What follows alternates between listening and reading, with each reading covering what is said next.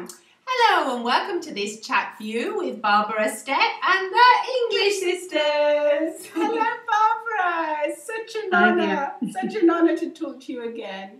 Yeah, it's wonderful. It's an honor to be talked to by you again. How are you? We know you're going to have the fun shop coming up right now in May.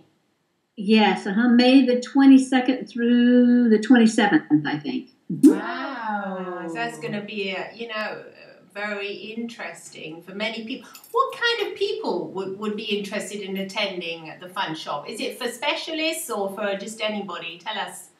It's for anybody. It's actually for anybody. And the kind of people we get is we get doctors. I have a doctor in the class. I have an attorney in the class, actually two. Housewives, young people, salespeople. Anybody who communicates with anybody will find this seminar very helpful. So that's everybody. So basically it's good if you talk to anybody, then it's going to be good for you. So if you're watching, it's good for you. Yeah, it's definitely good for you. Wow, it's going to be so interesting. What are some of the, tell us a little bit about what will be happening, in this workshop. Okay, we're going to be focused on no-fault psychology, which Dave Dobson created, my partner, and other than conscious communication. So people are going to learn how to be what Dave referred to as congruent. In other words, their conscious mind and their other than conscious mind are going to be on the same page. They'll be congruent. Dave was, without a doubt, the most congruent man I've ever known. Oh. And he said that our object as good communicators is to learn to be as congruent as we can be, so that we don't put out mixed messages, so that our message is clear when we're communicating. Sometimes people communicate with us based on our other than conscious communication, which may not be congruent with what we're saying. So we're going to learn how to be really great communicators. Also how to be able to outgrow old patterns of behavior and be able to develop new ones. Right. I'll give you an example. Something Dave used a long time ago. Actually, they were at a restaurant and with several friends and trainers, and Richard was there. This has been a long time ago. So people were making orders, and Dave said to the server, "I'll have a coffee." Guess what she brought him? Two coffees. Yeah. Gregory Bateson once said something to the effect that mixed messages and mixed communication can lead to schizophrenia. So it's important that our communication is clear, and that's what the most important thing is. By the way, we also now have, remember when we last spoke, we talked about the seminar that Dave taught at, that was a Tony Robbins seminar? Yes. It's now on video. It's now on DVD, and we've called it Dave Dobson Live, because he was. And it's really awesome because he's working with a tremendous group of people. Tony does big numbers. He's working with a huge group of people, and when he gets ready to do the beach trip, he has to move all the chairs to the side of the room, and everybody lays on the floor. That's how Dave liked to work with the beach trip. Wow. It is absolutely the best beach trip I have ever experienced, heard, or seen. Wow. The beach trip in of itself is such an amazing thing, and people are going to learn about that and the house cleaning in the fun shop. The beach trip was intended and is intended to help people to be able to reach goals. It also helps people to sleep. But one of the things that a lot of people aren't aware of is that the beach trip counts down from 5 to 0. And that with each number, Dave assigns a certain part of the body, the anatomy, to the number. So that if we begin to focus on that particular number, let's say with Dave, he had problems with his back, and he used to just sit around and say, 3, 3. And it was so installed hypnotically that it actually helps people with pain to alleviate pain. It helps people to start to heal, helps people to sleep. Did I tell you last time about the man who cut his hand off? No, you didn't. No. This was in Canada, and obviously out in the wild. He lived alone and in a cabin, and he had bought the beach trip and was listening to it. And one day he was running a saw, cutting wood, and he cut a big part of his hand off. So obviously he went to the hospital. They put it back together. They sewed it on. They weren't sure it was going to work. They really didn't give it even a 50% chance. So when he went back home, he listened to the beach trip every night, stating what it was that he wanted from his other than conscious mind. And he sent us a beautiful letter. And he said, I just want to thank you. My hand is just perfect now. There's a little scarring, but I'm able to use it. And I know that the beach trip had a great deal to do with it.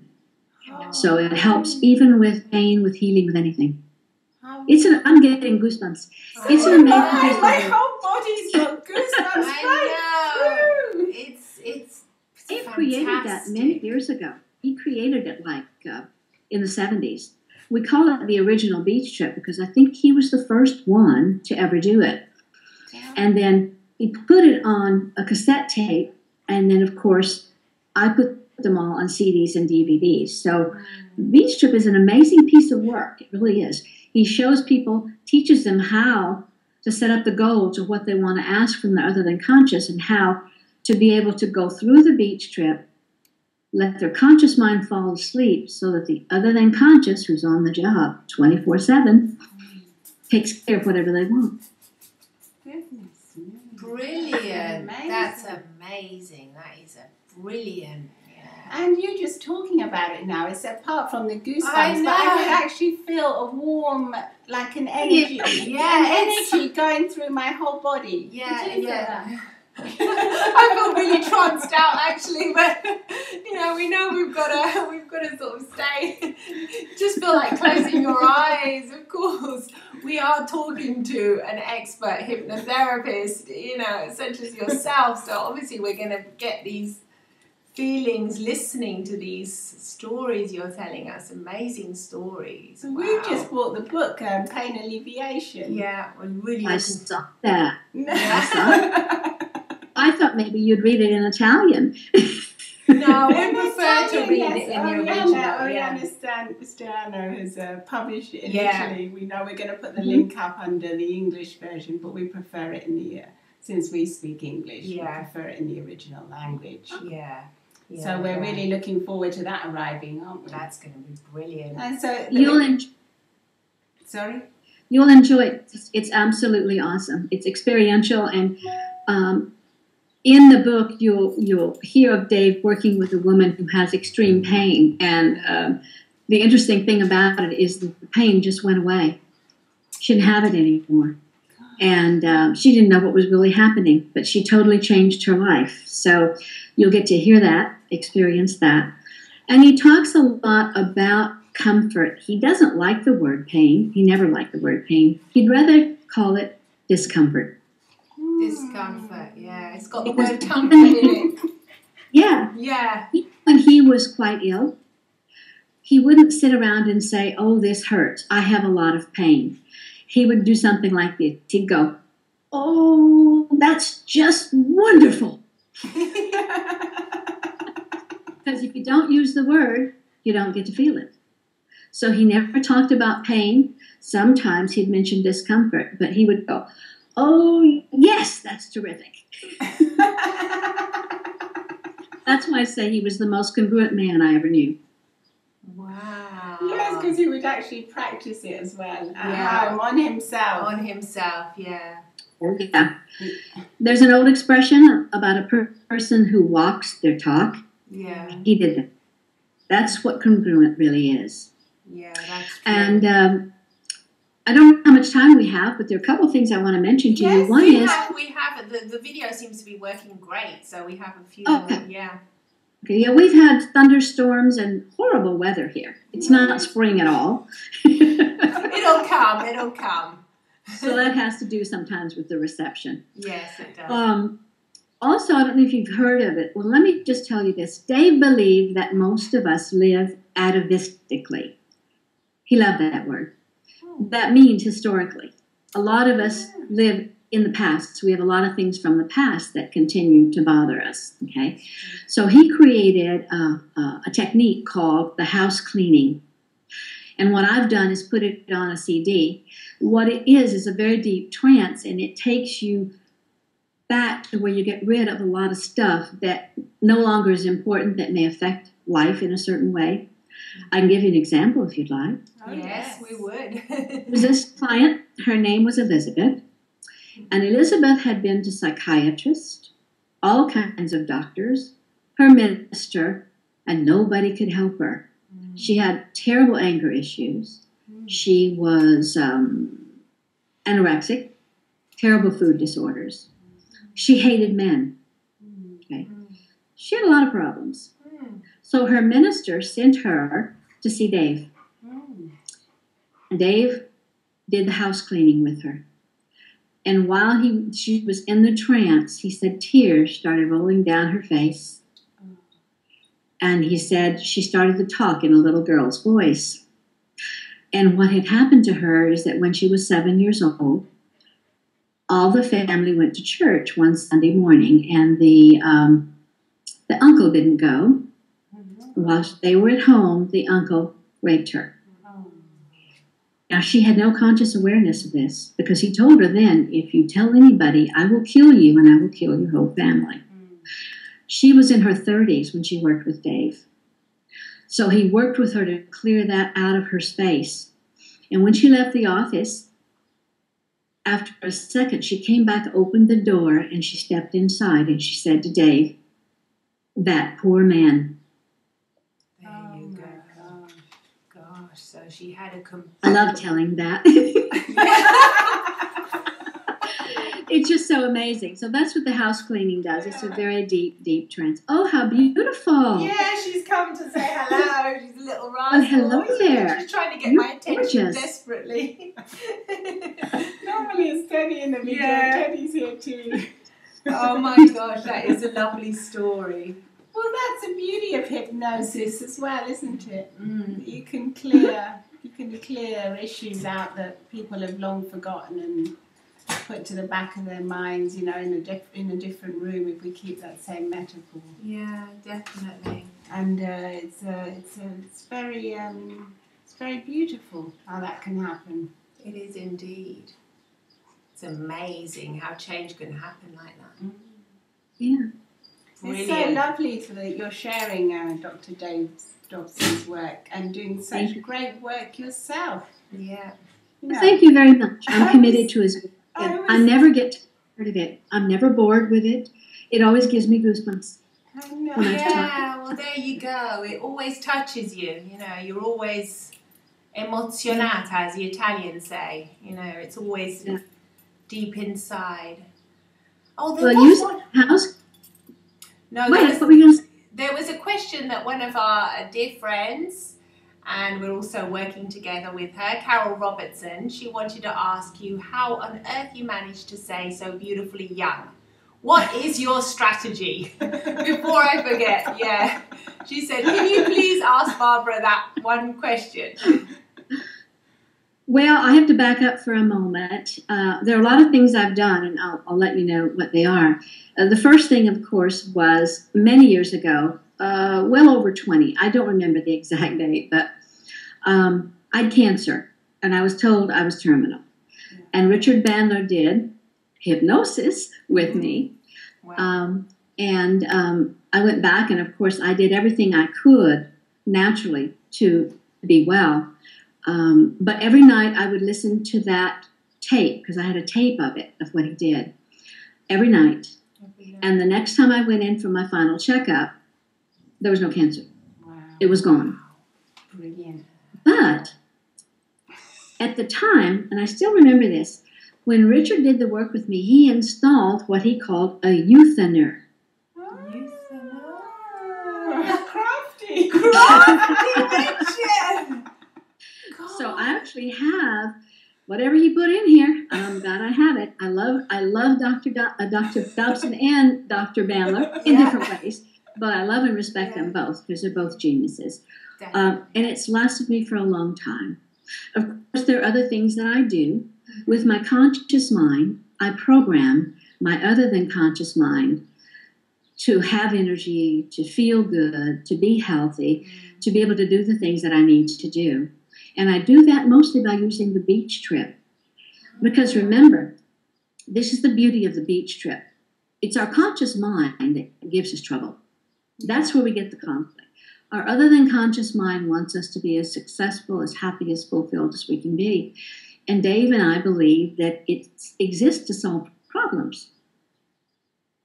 It exists to solve So with the beach, what you do is decide what you want and you write it down. And the last thing you do before you go to sleep at night is you look at that thing that you want. And then if you use the beach or however you go to sleep at night, you can drift off to sleep. And while the conscious mind is sleeping, there's no resistance. Right. And the other than conscious mind gets to do its job. Wow. And that's what his work is all about. So brilliant. I was going to talk to you a little bit about one of his concepts about emotions. Yes. He didn't like to use the word emotions. He used the word sensations, sometimes feelings. But he believed, and in no-fault psychology, we believe that there are only two major emotions, love and fear. And really, if you stop and think about it, think about anger. Think about jealousy. Yeah. Those are all fear-based. They are, yeah. Dave often said anger is a dance step of fear. So, realizing that, he used to say most of us human beings, and I teach that as well, have a great big sloppy file cabinet called fear. That's true. And sometimes, it's true. It's true, yeah. You know, there are different types of fear. There's like apprehension, which is like, okay, I'm going down a really long flight of stairs and there's no banister. I need to be careful. Or there's like concern. Okay, I need to take care of this so that doesn't happen. I'm a little concerned. And then there's what Dave called the fight or flight. Only he didn't call it that. He called it the kill it or run from it pattern. That's cute. Because you had a sense of humor. Yeah. He always had a sense of humor, right up until the very end. He loved to laugh. That's if you've heard any of his work, when he laughs, it's just delightful to hear. He had a great laugh. But anyway, about the fear thing, what we teach in no-fault psychology and in other than conscious communication, which are actually other than conscious communication is part of no-fault psychology. What he teaches and what I teach is that when we get something scares us, maybe it's just about public speaking or it could be something simple. Most people respond with that kill it or run from it pattern. And he suggests that you take a moment and stop and take a deep breath and look around the room. And if there's no big, wild, ferocious, hungry animal like a lion or a tiger, then we're probably overreacting. And we can interrupt our pattern. So he believed strongly in that. You know, his best way was he would tell people, as I do, take a deep breath and exhale slowly. And just look around and go, okay, get curious. Is there a big tiger in the room? Is there a lion in the room? Well, there's not. So what I'm doing is I'm blowing it all out of proportion because it's a sloppy file cabinet, that fear thing is. And all of us experience it from one time to another. That's any questions? That's very comforting to know, isn't it? That's comforting, yeah. So you've got a filing cabinet fear and then a sloppy one. And then another one with love, with all the love-based emotions. Yeah. I mean, just think about it. Love has so many things under it. Gratitude, appreciation, consideration, respect. Dave was very strong on respect. He believed everybody should be respected and that your other than conscious mind should be treated with respect. In fact, he never said much when he would say, like in NLP we say, well, you can match this piece of behavior. He would say, respectfully acknowledge a piece of their behavior. Oh, that's lovely. So it's elegant and it seems to make sense, doesn't it? So simple things like a tilt of the head or maybe a little expression on the face, simple things like that was what he encouraged us to do. Also, one of the most important things you can do to step into somebody else's model of the world is stand like they stand or walk the way they walk. It is totally other than conscious. And what happens, Dave says, people go inside and they go, friendly. There's no lions or tigers here. No lions or tigers. I can be at ease. Yeah, wonderful. I can feel love. Yeah. So lovely. It is. It's wonderful. And he often said, too, that most of us, humans, us big people, that when we get afraid, we go back to using the patterns of childhood. Yeah. We revert back to things because when we were little, we were afraid a lot. When we were little, remember I said last time, we adapt and survive. Okay? We do everything we can to keep from being afraid. So we unconsciously, or other than consciously, we just go back to those old patterns we used as children, which is why being able to outgrow patterns is so important. Well, definitely, yeah. And it's curious how we just go back, just jump back in there. Yeah, it is curious, yeah. Yeah, it's not something you even think about. It's become such an automated pattern that it just happens. And so what we have to do is take a deep breath, interrupt the pattern, and get curious about it and go, well, wonder what's going on here? Wonder what that's about. Yeah. So that the unconscious communicates to us. Where did that come from? Yeah, I think it's all about becoming aware, isn't it? Once people are aware of these patterns, they can also learn how to outgrow them, can't they? Yes. When you're not aware of them, you don't even know what's going on. No. That's when Dave and I first got together, he noticed patterns that I had from childhood. And he brought them to my attention. I went, whoa, I wasn't aware of that, so I can work on it. Yeah. And do the same thing. Nobody's perfect, right? He was close to perfect, but he wasn't totally perfect. He was a human. Well, what is perfection anyway? Yeah. Well, as I've often said, two of the greatest geniuses of our time I've been privileged to work with, and they're Dr. Richard Bandler and Dr. David Dobson. I don't think anybody can beat those wonderful brains. It's amazing. At all. It's amazing. Wow, brilliant. Wow. Remember, I told you before, didn't I? One of the last things he said to me in the hospital before he left, one of the last things he said to me was, he was grilling me on his work, so he knew I'd be able to teach it the way he wanted it done. And he said to me, sweetie, always remember the most important thing in life is awareness. There you go. Brilliant. Fantastic. Wow. Brilliant. Well, so that's so when I'm sorry, I have a question. When people come to the fun shop then, above all, they'll learn to become aware of what's going on inside and outside of them. Mm-hmm.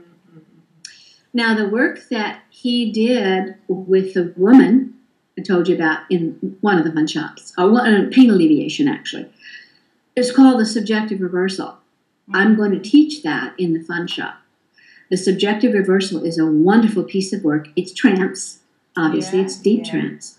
Yeah. And I worked with a woman recently who had a serious liver disease, and there was nothing to cure it. It was rare. So we used the subjective reversal and the house cleaning back to back. And she went for testing, and she was better. Oh, so his work is very simple. It's so simple, so effective. We humans have a tendency to overcomplicate just about everything. Yeah, we agree. We do. But it's simple. Yeah. Another thing we're going to teach you is how to respond. Let's say, how to respond to a critical voice, or how to respond to someone when you feel it was inappropriate. Dave and I didn't fight. He wouldn't allow it. There was a time when we first got together that I had been taking care of some business in my office and was an unpleasant person.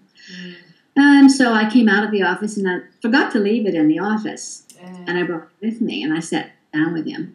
And he asked me a simple question. And when I answered him, he stopped. He took a deep breath and he said, "Sweetie, when you just said that in that tone of voice, I got this little fear feeling right here. And I was feeling demeaned. Was that your intention?" How can you fight with that? Yeah, that's impossible. Like, oh, no, I'm so sorry. I didn't mean to. I didn't leave fresh to the bed. I apologize. But those are the types of things you learn. You learn how the beach works, how the house cleaning works, how to interrupt your patterns, how to outgrow them, how to use the subjective reversal. It's 6 days. It's power-packed with a lot of great work. And anybody who wants to be a better communicator or add to their already wonderful toolbox of skills will find it from it.